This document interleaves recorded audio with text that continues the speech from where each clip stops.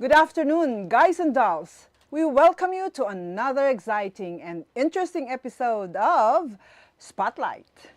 Today, we're thrilled to have a special guest who's making waves in the realm of industrial technology and sustainability. And this afternoon, we're diving into the world of cutting-edge tech and visionary solutions with the co-founder and chief operating officer of ASM Global. ASM Global is revolutionizing how we track and manage resources in complex supply chains with their groundbreaking blockchain and QR-based solution. So let's learn about how they're driving transparency, efficiency, sustainability in a rapidly evolving industry. So mga kachibo, let's all welcome Mr. Amrendra Kumar. Thank you. Hello everyone. Hello all the viewers of the show. Really a pleasure to be here. So yeah, welcome Mr. Kumar. It's a pleasure. I'm glad that you grace our afternoon show. Last several weeks we talked about integrated medicine. Now we would like to talk about how important it is to sustain one of the major problems, or solve one of the major problems in our environment, in our society. So I know we talked earlier, mga kachibo, we talked earlier and we talked about his company, but I would like to share it with you and ask him again the same question for you to know. Because when we talk about sustainability, we talk about technology. I understand most of us need to hear it in a layman's terms. So please speak English to us. Sure. Please speak English to us. Don't talk German or French. Okay. So can you share with us what inspired you to you're one of the co-founders. Yes. You're the co-founder partner. I would like to acknowledge the presence of your founder and partner, Miss again Surbi. Did I pronounce it right? I've known her for, we've been exchanging communications for over a year, and until now, I'm really not good in, pronouncing names. Okay, so we welcome you also, beautiful co-founder. But now, I would like to turn the spotlight to you, Mr. Kumar. What inspired you to establish this particular business?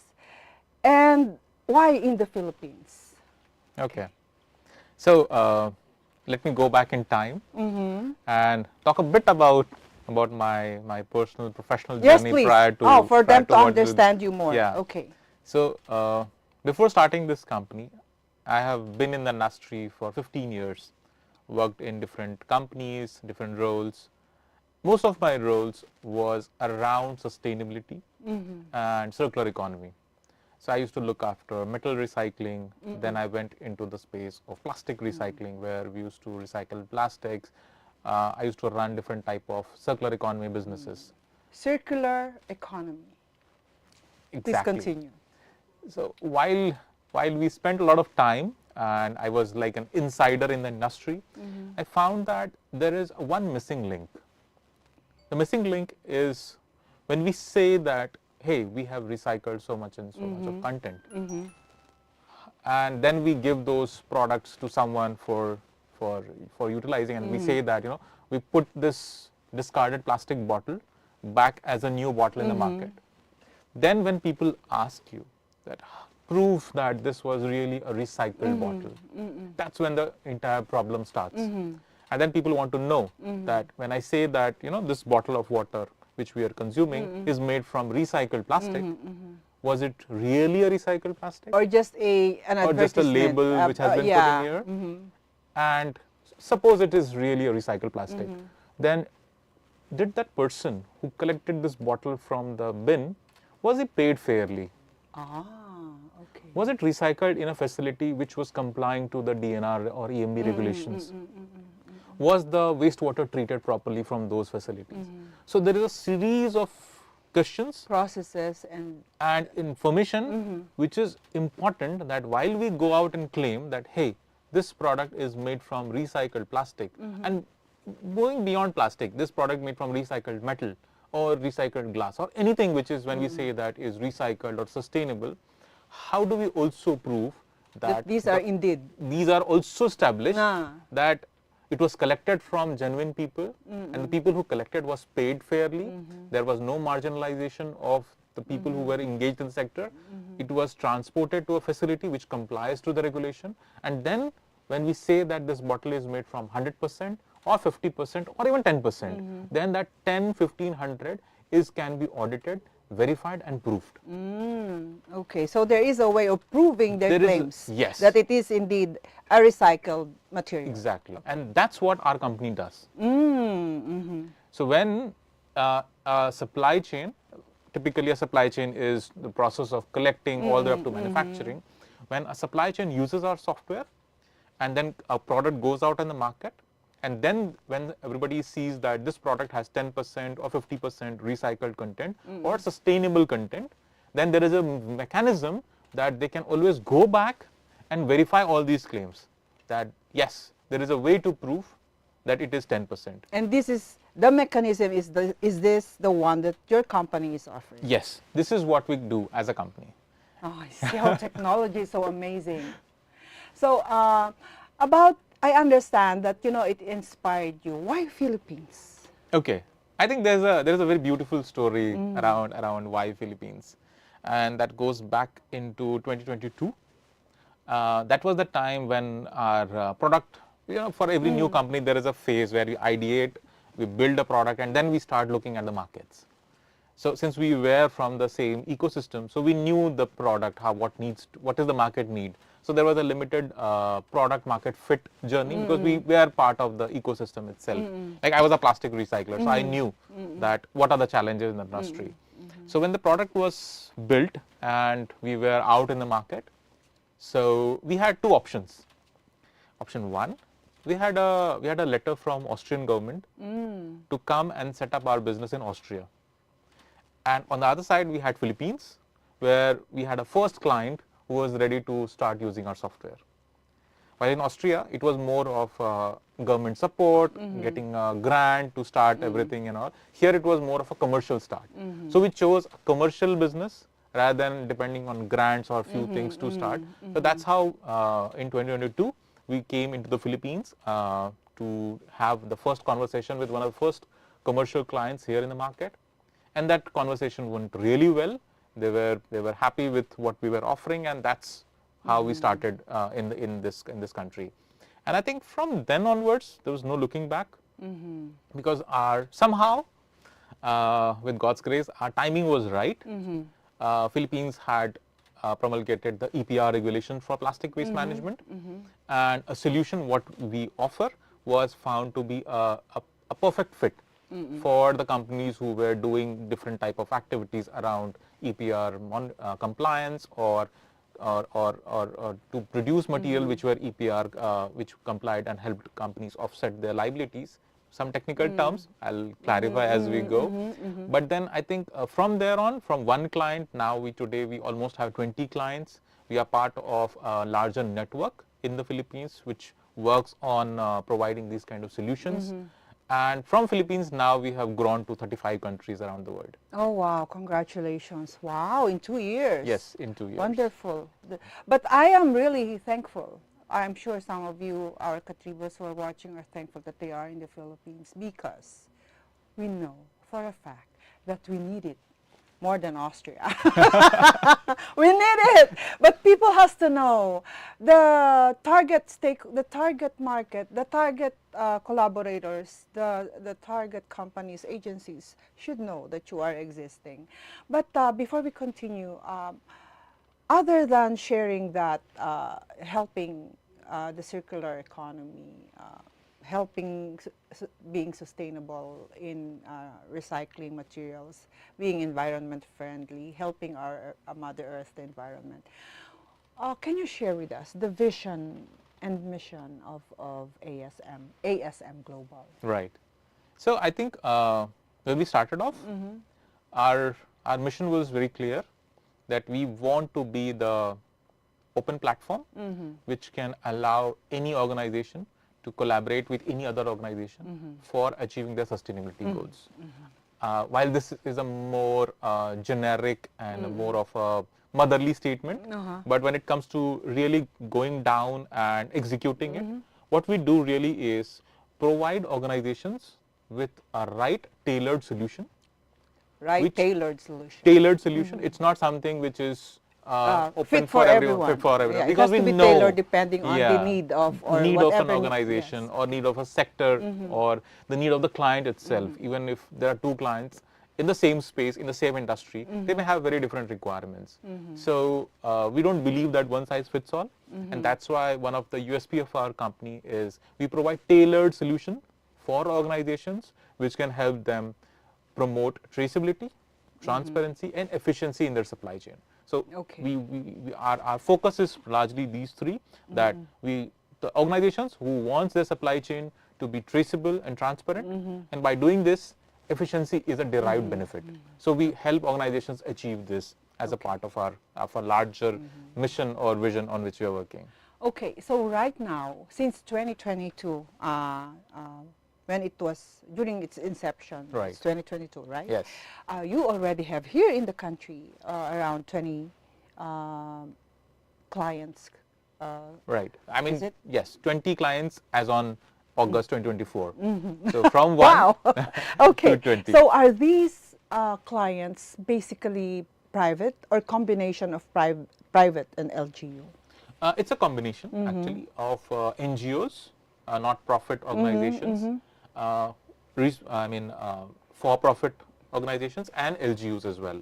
So we have all three types of clients, and in fact, with cities, we started one pilot in Bulacan, and I think that's really Bulacan needs it, really needs it. Right. Oh my goodness.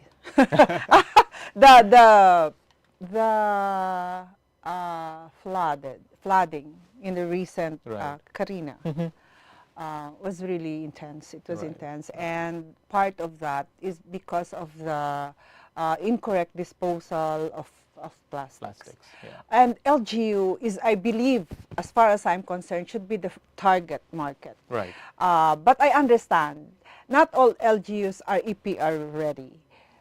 Right. Am I right? Yes. Because I've been working with some LGUs. We have some projects with them, but I understand that some projects cannot be implemented because they do not have the mechanism. Right. Even if they want to, they don't have the budget, they don't have the support of their congressman where they get most of their budget. Right. So in 2 years collaborating with some of the LGUs, how many LGUs so far are EPR ready? Just in Metro Manila, can you give us a percentage? Based on my estimates, it would be less than 5%. Oh my!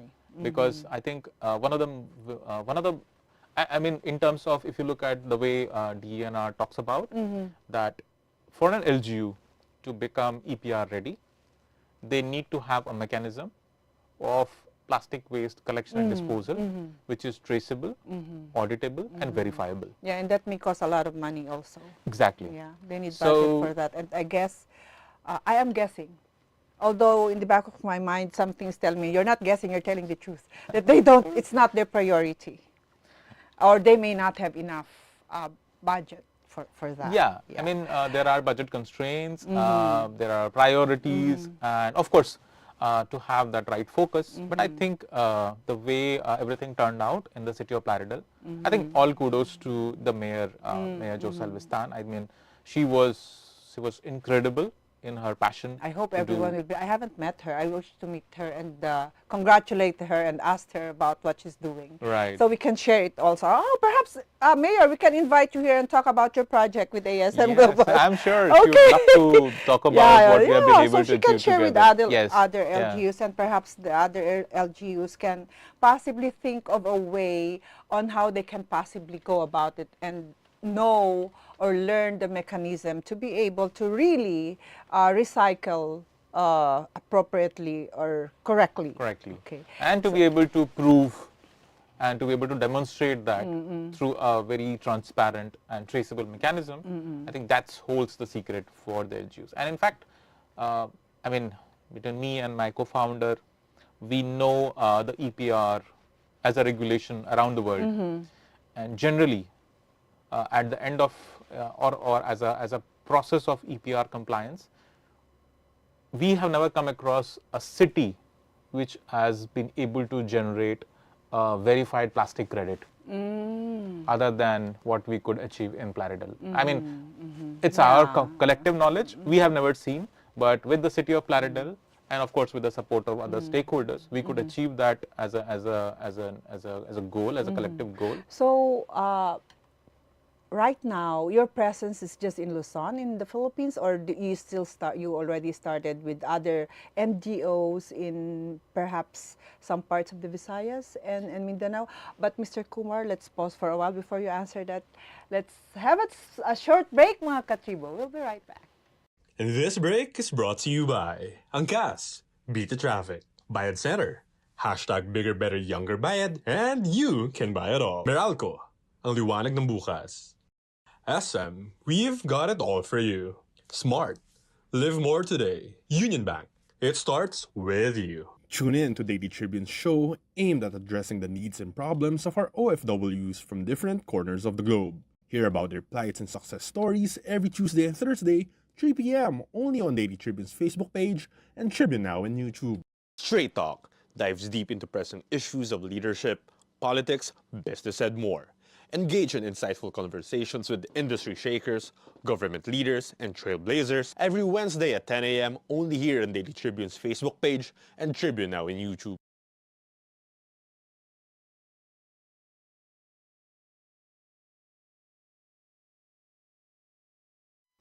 This is getting more and more interesting, and I really am so engrossed with knowing more about it, and all of us should know about it. I was just asking earlier before we had a break, Mr. Kumar, were you present, or are you present right now in different parts of the Philippines, maybe some part of Visayas or some parts of Mindanao, even if not with LGU, but with some private enterprises or NGOs, non-government organizations? Yes, absolutely. We are present as far as Cebu and in the city of Iloilo. We have clients in these locations as well. Of course, Luzon is kind of our where most of our clients today are, but we are also present in Cebu and in Iloilo as well. Okay, as ASM Global Solutions are designed to be scalable, what are the primary challenges? That's why I mentioned earlier your presence into different parts of the country. Right. What are the challenges that ASM Global encountered in scaling your technology in different geographical locations or regions? Right. I think the first was to getting the word out. So we're getting the word out. Because I think when we started off, it was really important for our clients or our prospective clients at that point in time to really know who we are and what we do. And I think I would use this forum to really appreciate one organization which played a very, very vital role in helping us getting that word out. And that's Philippine Alliance for Recycling and Material Sustainability, led by Sir Crispian Lau. I think he was really, and he is also actually the commissioner of National Solid Waste Commission. And he, when we presented our solution to him, he was really appreciative of what we are doing and what is the true potential of our solution. And he ensured that the word goes out. He ensured that we got a space to talk about our solution in most of the multilateral events which was organized at various points in time.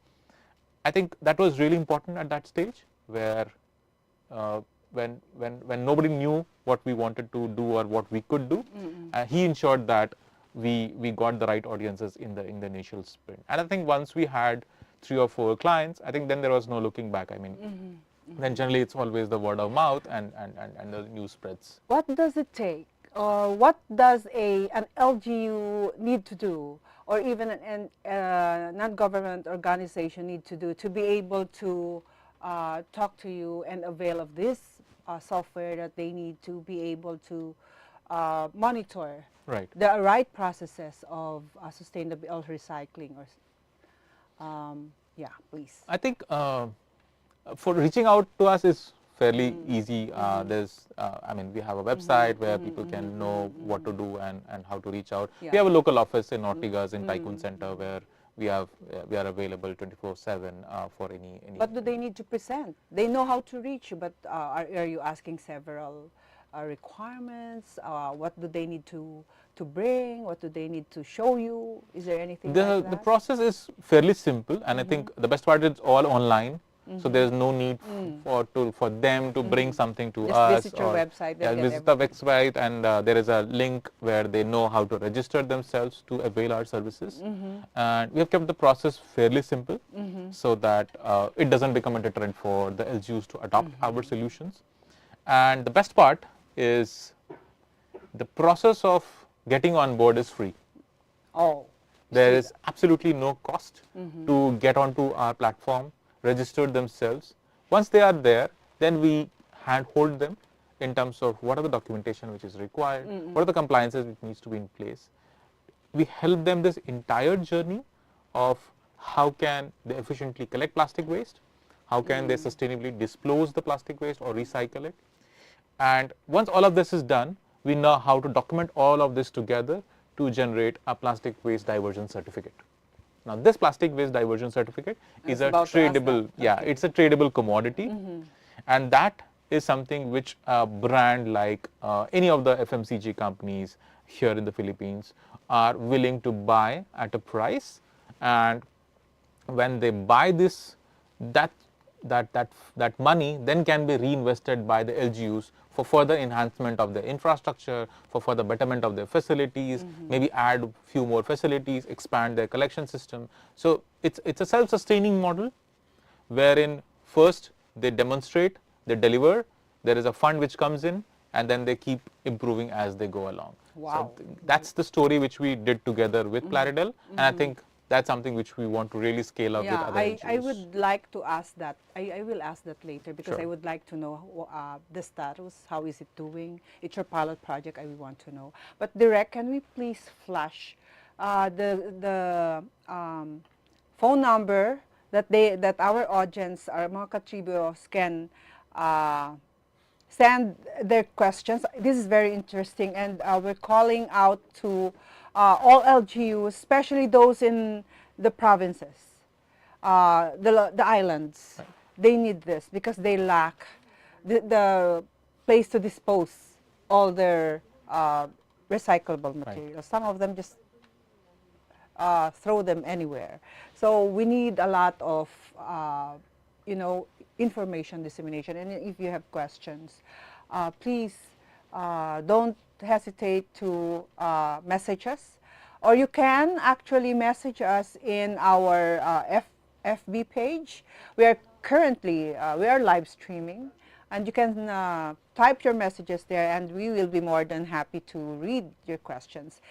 For the benefit of all those who are watching, you may also contact us directly for your questions. While we have here Mr. Kumar, let's take this opportunity to know more about this wonderful, wonderful project that we need. So please contact or message 0968 670 4650, 0968 670 4650, and they can send their questions there. Also in our Facebook page, where we are right now live streaming. So I would like to go back, Mr. Kumar, to because you said there's no extra cost when they want to start that, and that means a lot. Right. That means a lot, and the funding may come in later. But can you walk us through the actual process that you've done, particularly Right. in Plaridel? So it is a good model for all LGUs. Hi, Mayor, Mayor in Marinduque, Mayor Leo Livelo, a cousin of mine. I hope you're watching. Listen. Okay, so please walk us through the process. So Right. the LGUs may be inspired, and some of them may just be apprehensive because they may think that, oh, we may need lots of money to start. Can you please walk Sure. us through the Sure. process? I think we will use the example of Plaridel itself. Yes, that's what we want to So hear. in 2023, Only a year only a after the year- inception. Yes. In 2023, we had our MOA with the city of Plaridel, where we decided that we will work together. As a part of the MOA, what we offered is a platform which they can use for doing, or colloquially speaking, become EPR ready. Fast forward from there, in 2023, what they have been able to achieve is they have been successfully documented the plastic waste of total quantity close to around 700,000 kilograms being diverted, 700 700,000 kilograms Kilograms. of plastic waste Ooh, diverted from rivers or from open littering, and ensured that those plastics are sustainably disposed or sustainably handled and recycled. when you say sustainably disposed, Right. how is that? So, there are three types in which plastic waste can be disposed or can be handled, if I can put it that way. Number one, there is a bottle. It's not deteriorated. It can still be recycled and converted into a new bottle. That's something which we call recycling. Then there are some plastics which cannot be recycled, like the sachets, the chips wrapper, and candy wrappers. But they still have, if you burn them, then it's a good fuel, and it has a calorific value higher than coal. So a lot of cement companies love to use that plastic as an alternate fuel. That's the second type of disposal. Now, there is a third category where the plastic is too dirty. It's already contaminated with food or oil or something like that. But if left to the environment, it is detrimental, it is hazardous, it shouldn't be like that. But it can't be recycled and cannot be put for as an alternate fuel because it's too dirty or too contaminated. What do we do then? Then the best thing is, at least instead of allowing it to wash out through the rivers or get into our mangroves, we collect it and at least get it into a secured landfill where it will not leak into the environment and it will be protected from any kind of littering. Are all these options of sustaining it available in our Plaridel? Yes. Okay, That's so the let's best part. continue. Yeah, Let's that's continue. the best part. Yeah. Is that Sorry the- for interrupting you earlier. No, I but think this was just- really yeah. useful for the audience to know about. So what happened now? Let's go back to Plaridel. Sorry, I just have to keep that in. I just have to ask that before I forget it. Right. Okay. So with the city of Plaridel, what we have done is they have established multiple ways of waste collection and then getting it into the right stream as to if it is good quality, it can go into for recycling. For example, we empowered all the schools and the daycare centers to work as a plastic collection point. And then they collect all the plastics which are good quality, and then it goes for recycling into a recycling facility. Then there are some low value plastics which can't be recycled, and ultimately it goes for as an alternate fuel. And then there is always some quantity which cannot be either recycled or composted, and goes for as a At least they know landfill. where to put this Yes. plastics. Right. Okay. Are these recyclable materials just limited to plastic? Is there anything else? Or is it just basically the plastic that is the main problem of? I think right now the focus is on plastics. Definitely, as a country, we are really concerned about the challenges of plastic pollution, and there is a very concerted effort, either from the Senate or even from DNR, EMB, to have a very clear action-oriented program for plastic pollution. But I think as a country, and that's something which has been very clearly articulated, that we don't want to stop just at plastic. We want to go beyond plastic and also look at other challenges like old tires or electronic waste. Yes. We Glass. have a lot of that too. Yeah, we have a lot of those kind of material which also needs similar kind of awareness and capacity and infrastructure to be handled. Like, for example, jeepney modernization program. It is another classic example Oh of yes, where will you how put all these old jeepneys. So jeepneys? we need to have some way to, and these are made of metals, the good metals, and metals have a property that you can recycle them again and again without having any problem. So, but then we need ecosystem to support this kind of modernization program. So like plastic, we have EPR. In future, I think we are going to see electronic waste being handled in the similar way, or say glass or tires being handled in a similar way. This pilot project in Plaridel, can you say that this is a one of the success stories, or one of your successful projects so far? I would really say that with a lot of pride and confidence, and the reason is two. One, this is first example of a city being able to generate a plastic waste diversion certificate, and the brands who have purchased these certificates, and the Okay. cycle is complete. It started in 2023, correct? Yes. Yeah. And very recently we had the flooding because of Typhoon Karina. Right. Did it somehow help? Did they gauge or somehow had a study of or comparison of how it was in the past and how is it now? Was there a significant change in terms of the visibility or plastic waste around compared to now, compared to 2023? That's a really a good way to, or a yardstick to actually able to assess whether Plaridel fared better compared to the other LGUs which do not have this program currently today. I may not have that information right now, but I think that's a good way to look at and talk to the LGU to see what's their experience compared to the peers. But what I have seen, and because I keep traveling to Plaridel quite often, what I have really seen there is the river channels. They had those barriers for collecting trash. When we started off in 2022, those barriers were always full of trash. Right now, when I won't say that it's gone, everything is gone. It's not that, but I see a significant reduction in the amount of trash which used to be there on those trash barriers today. But also, Mr. Kumar, if we will look at the trash at the river, in the river or river banks during the flood, it cannot be fully accounted because it's not all from Plaridel. Exactly. So it's not easy. It's not easy, but if that's one yardstick, I think, I'm saying about a general day in Bulacan.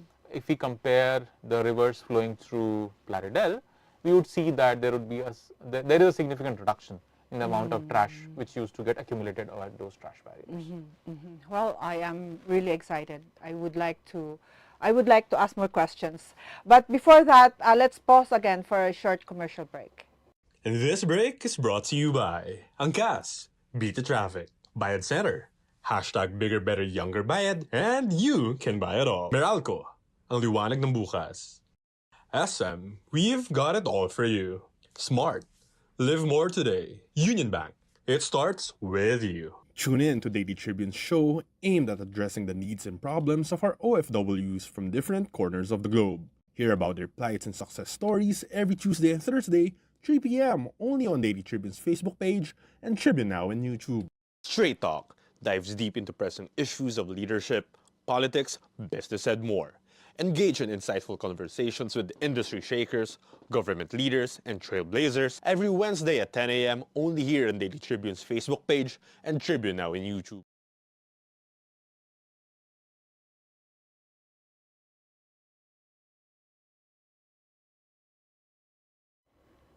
Yeah. Welcome back, mga ka-Tribune, and welcome back, Mr. Kumar. It's getting more and more interesting. I hope that all the LGUs watching now will learn more about it.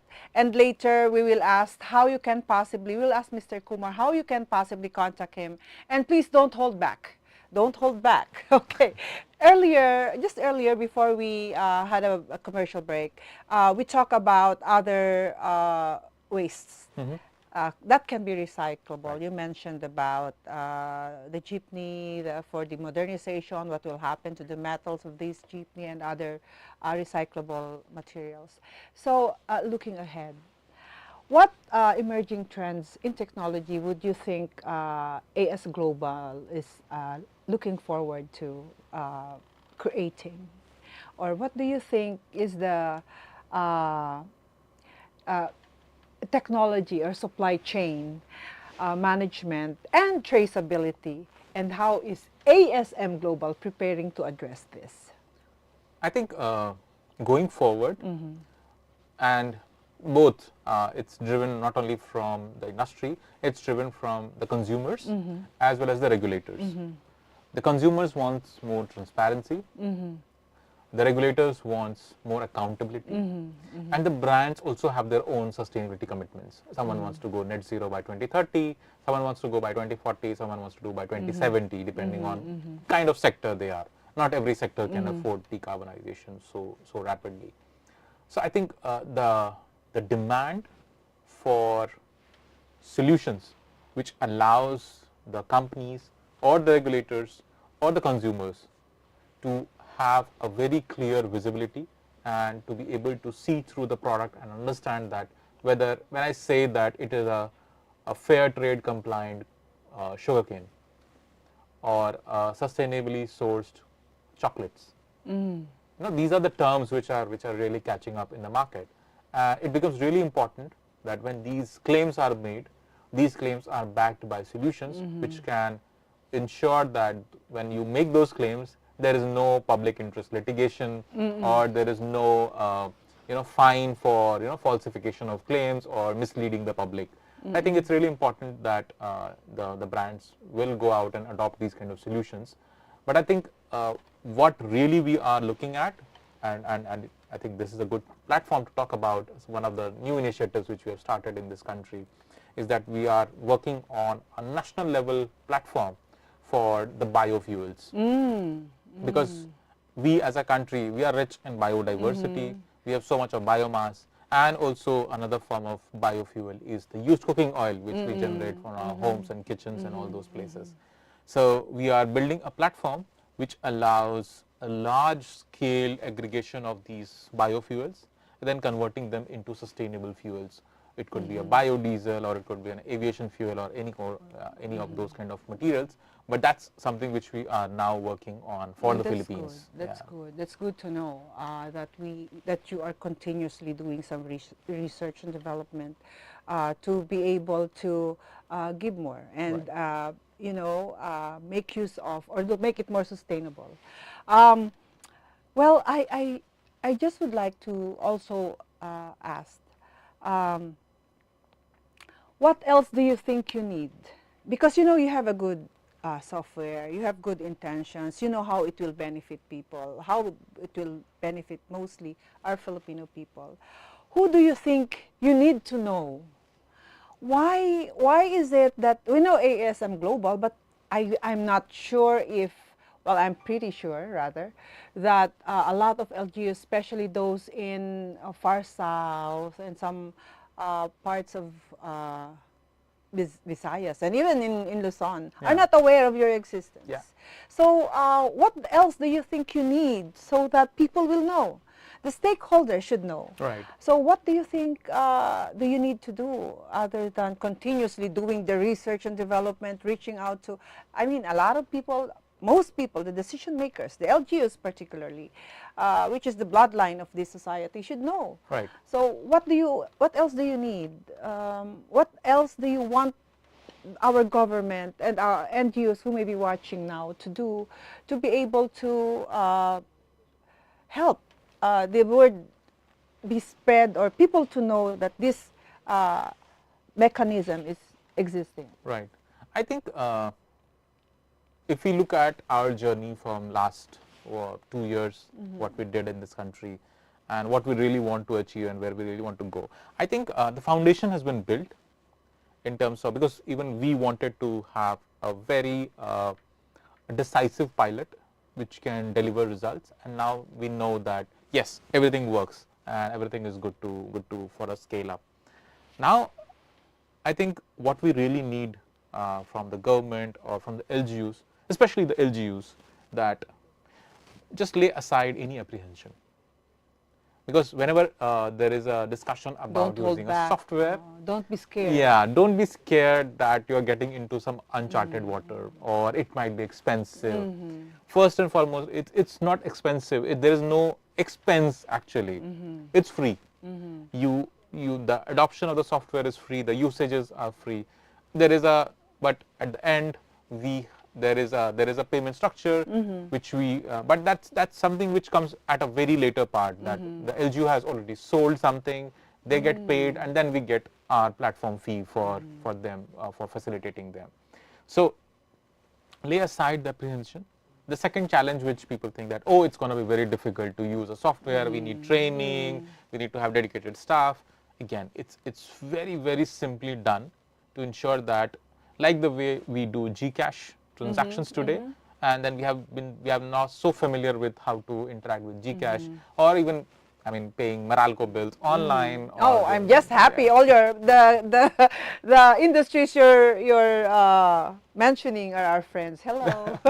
Okay. Hi Gcash. Hi Meralco. Okay. So it's super convenient. I mean, you don't think twice before logging into Meralco and starting your bill payments. I think using our software is as simple as that. And for LGUs, we have made it so simple that the adoption is never a challenge. I mean, I can happily introduce them to the users in Plaridel and to get a first-hand experience of how Mr. they. Kumar, may I cut you for a bit? Right. Please don't forget what you're saying. Okay, I'm an LGU. I'm interested. I know my province or my town needs it. I reach out to you via website. What else do I need? Do I need to? Is there some people from your company who can visit the place? Or do they have to go to your place for like an orientation of sort? What do they need to do? So for the LGUs, they didn't need to go anywhere. We come to the doorstep. Oh! Yeah. At least as long as for Luzon, we provide a weekly schedule. I mean, if you call us, we are available next week. For the provinces like Visayas or Davao, we generally take 2 weeks or 3 weeks of time to plan everything and prepare the schedule accordingly. But in Luzon, we are available every week for any kind of orientation and discussions. So they can just reach out on our website or use our number. It's very simple to remember, 917-136-7263. Oh, 917-136-7263, right? Yes. This number is available 24/7. Just give us a hi, drop a chat on Viber, and then our team will reach out and find out what's the requirement and how we can help them. I think from that point onwards, it's a very closely hand-holded journey for the LGUs. We have a special program where we talk to the right people, help them understand what kind of documentation is required, get them oriented on the portal, then they start doing the transactions, and then everything goes onto the auto mode. Like now, we don't even know what Plaridel does because they are on auto mode now. People are well trained. So everything is okay. Yeah. They're doing it on their own. They're independent. They are completely doing everything independently, and they don't. In case there is any problem, they can always ring back and say, hey, we are facing some issue. But I mean, everything works auto mode for them. Oh, wonderful. I mean, we had like what 2 to 3 months of hand holding with them, and then they are doing perfectly well on their own. They don't need us for their day-to-day activities, what they do. So I think it's and from that point onwards till now, we have been constantly upgrading the software to make it easier and easier and easier for usage. So I mean, if an LGU signs up today, I don't foresee more than 1 week of hand holding for them to be actually able to start doing everything on their own. Well, the disposal of plastic, it has to be managed well. Right. We have to admit that in most parts of the country, it's irresponsibly disposed. And therefore, we are glad to know that there is ASM Global, a company that's willing to train us, give us the opportunity to manage it well.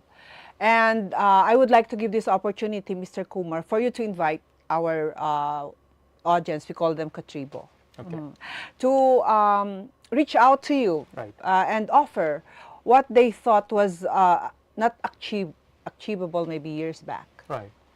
I think what we can do is, we have already shared our number. Just reach out to us. We are very happily ready to help any organization, not just LGUs, recycler, suppose Big corporations. And big, small, any kind of organization can avail our services. Now imagine the material recovery facilities of our country, which are run by not-profit organizations. Now, these material recovery facilities, they do a very, very important job.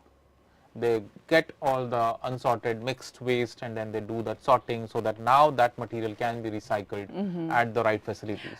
So the bottom line is just to be able to set aside all the plastic materials and have it ready for recycling. Right. Okay. That's and as per the official record, there are more than 15,000 such small facilities around the country today. Imagine a situation when all of them are on the platform, they are interacting, they are recording everything, and we have so much of data to talk about, and then we really know for sure that what's going on in, say, Bataan, what's happening in Zambales, what's happening in Rizal, what's happening in Metro Manila, and all the way up to the last tip of our country. So the power of data and the power of information which comes along with data, and then the ability to make those right decisions, right investments, right technology, that is just going to take this country out of this entire plastic pollution challenges or all the associated problems what we have today. So Okay. that's the, I would say, the holy grail which we are working on and trying to create in this country. That's wonderful to know, really nice to know. Now, I'm just curious, what does it take for a COO to manage a technology-driven company, a continuous a company that needs to be on continuous research and development and study? What does it take for someone to be like Mr. Kumar? I mean, it's a difficult. Modesty, don't think about modesty aside. We would like to know because, you know, it's not easy. It's not easy. So we would like to know, how did you keep it going? I think one of the strengths which I've always worked upon and leveraged in this entire journey, I mean, just we can cut the tech aside. There are enough tech developers around the world to build any kind of product which we want. That's never a challenge. I think to be able to, to be a good listener is, I think, the trait which anyone who wants to run a company like this needs to have, because we always need to be cognizant of what our clients want, not what we want to sell. It's never, if I keep selling what I want to sell, most of our clients are gonna run away. So I think what we have been able to really do and do it well is to listen to our clients, understand what they really want, and only give them what they want. Where do you see ASM Global in, say, 5 and 10 years? And given, I'm sure you already know the culture of the Filipinos, given our culture, how much time do we think we need to be able to be well informed about the disposal of especially plastic materials? Overall, because we work in other geographies also, there is a very positive story around the work which is happening in the Philippines. I mean, a lot of countries are now looking at the Philippines model in terms of the plastic waste EPR and the work which has happened in the last 1.5 years by DNR or by some of the associations like PALMS. That's been really commended and very well appreciated outside the Philippines. And countries like Indonesia or Malaysia or all these sister countries are now looking at the Philippine model as one of something which has proven mechanism of handling and dealing with the plastic pollution challenge. And going forward, I think the future what we see is a much more informed consumers, people really knowing what is the right way to dispose of the plastic, and the incentive to do the right thing will be beyond just being a good citizen, and it will also be linked with some form of economic incentive or social incentive. Well, that's very important. It's really very important to have the right incentives in place. Yes. For example, imagine a household getting a rebate on their their housing tax or the municipal tax, because they have been really segregating the waste well, and they are able to recycle they are able to handle all the organic waste through composting. All the plastic they are segregating and giving it to a proper recycler. That reduces much of the cost pressures on the LGU itself, because then they don't need to haul And all of those. inspire them to do just that. Yes. Right. Okay. So we have to listen later on to Mr. Kumar for his more inspiring words and parting words. But before that, we will pause for a while to give way to our friend, Mr. Manong Joe, for his tips for all our kachivos. This public service announcement is brought to you by Meralco. Isang magandang araw mga kaliwanag at ganun na din sa mga katribu. Nakakalungkot nga ang nangyari sa marami nating kababayan dahil sa pananalasa ng Super Typhoon Karina. Daming pamilya, lalo na sa aming mga customer sa Meralco, ang naapektuhan at nalubog sa baha. Kaya kami sa Meralco naging puspusan ang pagtugon namin sa mga pangangailangan ng aming mga customer nitong mga panahon na ito. Hindi po tumigil ang ating mga crew kahit malakas ang ulan o mataas ang baha sa pagbibigay serbisyo. Mula sa pansamantalang pag-alis ng supply ng kuryente para maiwasan ang aksidente, hanggang sa muling pagbabalik ng supply sa oras na ligtas na ang sitwasyon. Napakahalaga po ng public safety para sa amin dito sa Meralco. Kaya bago po namin ibalik yung aming serbisyo sa mga lugar na lumubog sa baha, o gayon din sa mga nasirang electric facilities, sinisiguro namin na ligtas muna ito para sa lahat ng customers ng Meralco. Ini-inspect po muna ng aming mga tauhan ang mga lugar na nawala ng serbisyo ng kuryente para malaman kung ano ang naging sira o problema sa aming pasilidad. Kapag nalaman na namin ang naging problema, uumpisahan ng kumpunihin ang mga pangunahing linya ng kuryente. Sa oras na ito, darating ang aming mga equipment at mga kagamitan na gagamitin sa pagsasaayos. Una po naming inaayos ang aming mga linya ng kuryente na nasa main sections. Kapag okay na ang main power lines, ay susunod natin agad ayusin ang mga linya sa mga kali at mga kabahayan. Ito po yung dahilan kung bakit maraming mga bahay ang hindi agad na ibabalik ang serbisyo ng kuryente noong kasagsagan ng bagyo. Dahil maaaring wala ng baha sa kanilang kalye, pero sa kalapit na mga lugar, lalo na yung sa major sections, ay hindi pa ligtas na ibalik ang supply. Ngayon, fully restored na halos ang serbisyo ng kuryente sa lahat ng apektado, at salamat sa magigitin nating mga line crew na 24/7 walang tigil na magtrabaho sa kabila ng bagyo at baha. Walang tigil sa restoration efforts doon sa mga lugar na apektado. Saludo kami sa inyong lahat. Bukod din sa pagre-restore at pagsasaayos ng linya ng kuryente, tumulong din po kami, ang aming employee volunteers sa Meralco Rescue sa disaster response, partikular sa mga pagsaklolo sa mga na-stranded dahil sa baha. Agaran din nagbahagi ng libu-libong relief packs ang One Meralco Foundation para sa mga pamilyang pinakaapektado ng bagyo sa iba't ibang bahagi ng aming franchise area. Nakabantay pa rin po kami anumang oras upang agad rumesponde sakali man magkaroon muli ng service interruptions o anumang emergency situations. Layo namin na ayusin ang aming pasilidad na naapektuhan ng bagyo sa lalong madaling panahon. Maaring mag-message ang aming mga customers sa aming mga social media channels kung sakaling may iba pang concerns. Ako po muli ang inyong lingkod, Manong Joe, hanggang sa susunod na episode natin. Thank you so much, Manong Joe. It really helps that you give us some tips and some advice. At least once a month, we get new advice from Meralco through Manong Joe. Marami pong salamat. And because, oh my God, it's almost, oh my, time is up.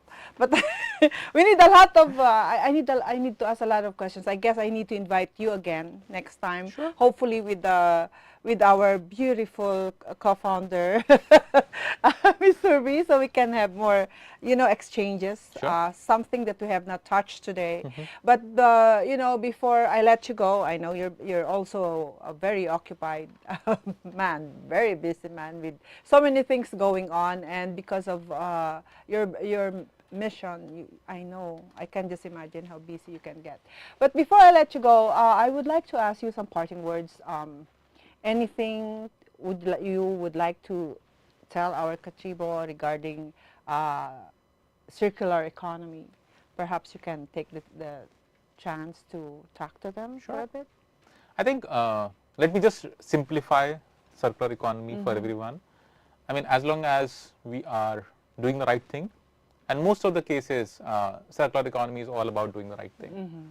Like you see those 3 bins saying paper, plastic, and organic.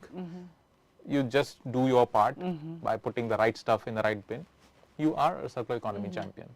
That's what it takes to actually, start a circularity journey as an individual, as a community, or a society, or even if we take all of this as a country together. The country is really harping upon building a net zero future going forward. And I think every citizen, all of us, we need to be a part. It cannot be a government agenda to become a net zero society. It is a collective decision which we need to take, and collective action which needs required, and then the impact can be created at scale. So I think the most important is having the belief that yes, we can do it, and then post the belief phase is over, get into the action phase where we actually start doing it, and then once you have done it, then to be able to measure and see that we wanted to reach here, where we are here, or we are almost there. And then we keep doing this cycle again and again till we say that yes, we have reached where we wanted to. And it's going to be a 5 to 7 year time. Well, thank you so much, Mr. Kumar. But mga Katribo, everything starts at home. Yeah. Everything starts at home. So start educating your children. It will be lovely to see your children trying to, after drinking their juice or water, they know how to segregate. They know that, oh, I have to put this plastic here, my other trash here. It would be nice, Absolutely. right? So let's start it all at home. So there you have it, an enlightening afternoon with ASM Global co-founder and CEO, Mr. Amrendra Kumar. Thank you very much, Mr. Kumar. It was really a very delightful, yet very informative afternoon. Thank you for gracing our show, and we hope we can invite you again. Hopefully in few months you can come over and let's talk about what happened to your next pilot. Sure. Or what happened to now, if you can share with us what happened to Plaridel. Were they able to inspire their neighboring cities and municipalities? We would love to hear that. Sure. So mga Katribo, maraming salamat for joining us and being with us this afternoon. We hope that you will always listen and watch us every Tuesday here on Spotlight. Thank you very much. I'm Chingkee Mangcucang, and of course, this has been your Spotlight.